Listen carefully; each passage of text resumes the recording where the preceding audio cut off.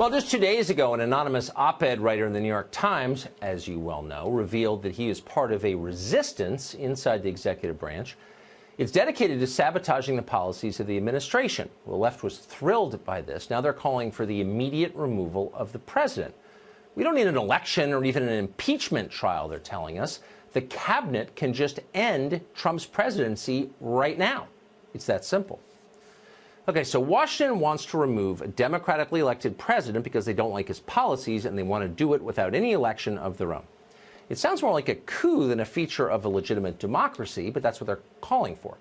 Maybe they'll succeed in it. But before that happens, the people hoping to regain power should have to explain why their ideas are better for America. So far, they haven't done that. They've talked a lot about norms, called a lot of people racist, and tried to make anyone who disagrees with them shut up. And of course, they've lectured us endlessly about something called diversity, as if that answers some relevant question. Our diversity, our patchwork heritage is not a weakness.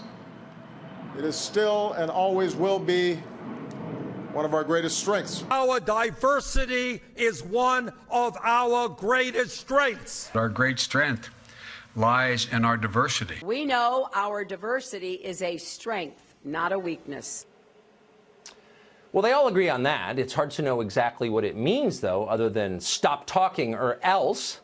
We won't stop talking. If the president's going to be removed from office without a single vote from anybody outside Washington, D.C., then we deserve to have some simple questions answered. And we mean answered for real, not just with a sneer and a ticket to the HR department for sensitivity training. So here goes. First, how has our current immigration system made America more stable and more prosperous? In your answer, please explain what happened to the state of California. It used to be called the Golden State, had a thriving middle class, had the country's best schools. Now the schools in California are a complete disaster. The middle class is vanishing, and the nation's largest mass of impoverished people remains behind to serve a tiny pool of tech oligarchs. How exactly did that happen? Next, how precisely is diversity our strength? Since you've made this our new national motto, please be specific as you explain it. Can you think, for example, of other institutions, such as, I don't know, marriage or military units, in which the less people have in common, the more cohesive they are?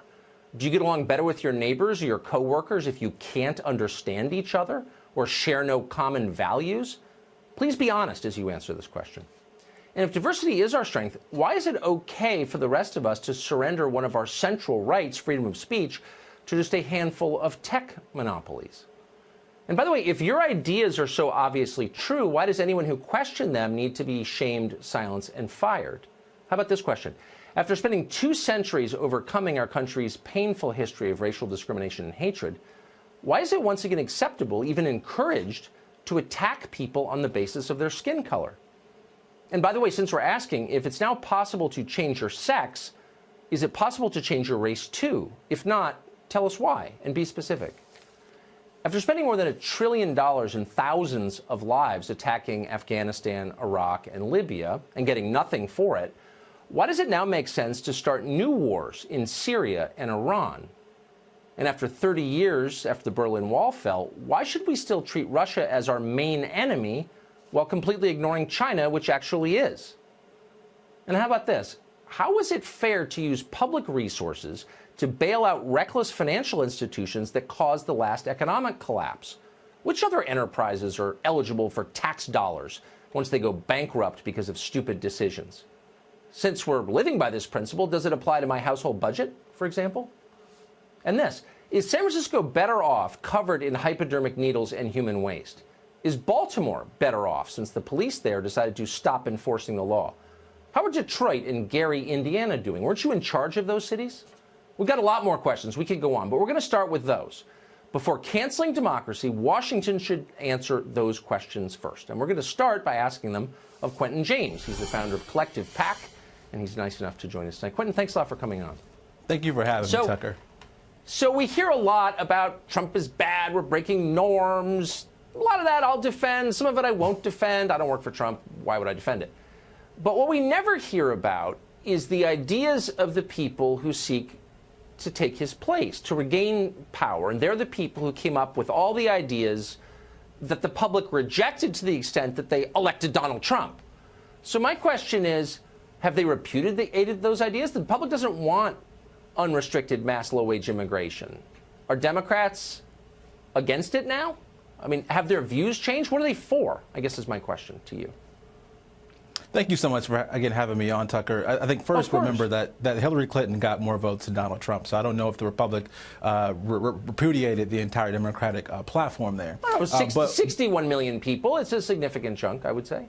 No, of course, right? But she still got 3 million more votes. But neither here nor there. President Trump is our president. Listen, I think when it comes to what Democrats believe in, I'm really excited about November when Democrats will take over Congress, and we're going to see a Democratic agenda move forward. One that's talking about raising the minimum wage, one that's talking about reforming our immigration system, dealing with our health care costs that are rising right now. I think what we've seen over the past 2 years from Donald Trump is a complete, almost shutdown of Congress moving forward and moving anything substantial politically in terms of policy. Well, I thought that we're mad because Congress has done all these evil things and wrecked the country. You might want to recheck your talking points on that. I mean, but I'm not. Look, I'm not here to talk about Trump or Congress. We spend all of our time talking about that. I want to know, for example, are Democrats who backed the bailouts of the banks in 2008, are they committed to not doing that again? Democrats who supported killing Gaddafi in Libya appear to support the bombing of Syria, talking about look, more Tucker, war with Iran and Russia. Have they rethought this at all, or are they still the war party?